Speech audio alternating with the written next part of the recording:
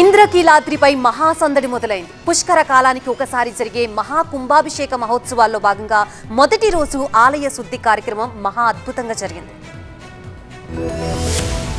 విజయవాడ కనకదుర్గమ్మ ఆలయం భక్తులతో కిక్కిరిసింది. 12 ఏళ్లకు ఒకసారి జరిగే మహాకుంభాభిషేకానికి భక్తులు తరలివచ్చారు. 3 రోజుల వేడుకల్లో భాగంగా మొదటి రోజు ఆలయ శుద్ధి పునరుద్ధరణ ప్రక్రియలో భాగంగా జరిగిన మహోత్సవానికి భక్తులు పెద్ద సంఖ్యలో తరలివచ్చి భక్తి శ్రద్ధలతో అమ్మవారిని దర్శించుకున్నారు.